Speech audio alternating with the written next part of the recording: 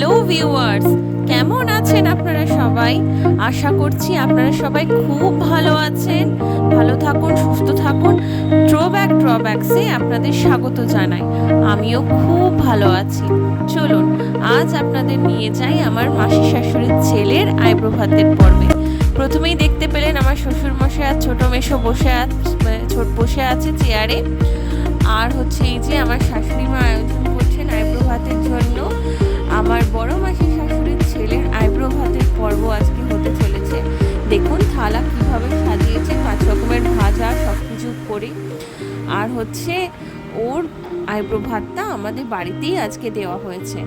এই যে আমার ছোট মাসি শাশুড়ির ছেলে, তাকেও তার সাথে হচ্ছে আইব্রো ভাত দেওয়া হলো এই জন্য যাতে গায়ে গা ঢেকে তারও বিয়েটা তাড়াতাড়ি হয়ে যায়। আমাদের বাড়ির থেকে এই অনুষ্ঠানের এই জিনিসটা দেওয়া হয়েছে।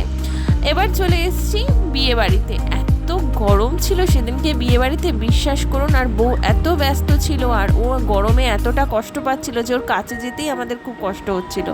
তাই বেশি ভিডিও করতে পারিনি।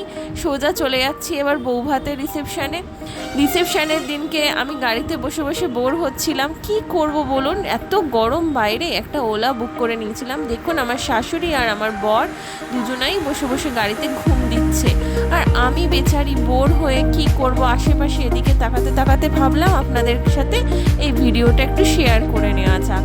চলুন আপনাদেরকে হচ্ছে এবার বিয়ে বাড়িতে নিয়ে যাই। ছাদে অনুষ্ঠানটা করা হয়েছিল। এত গরমে ছাদের মধ্যে অনুষ্ঠানে পুরো ভেপসে যাচ্ছিলাম আমরা সবাই।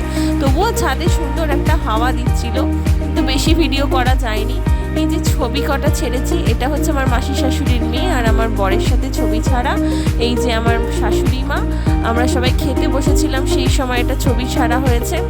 বউ নিজের মতন খুব ব্যস্ত ছিল, যার জন্য বউয়ের ছবিটা ছাড়তে পারিনি।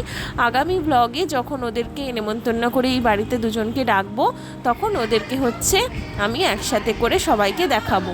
এই দেখুন আমার মাসি শাশুড়ির মেয়ে কি সুন্দর হচ্ছে নাচ করবে জামাল কুদুতে।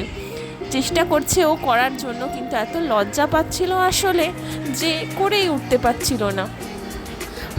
এই যে বউ আর বরের ছবি, পরে ওদের সাথে আপনাদের পরিচয় করাবো।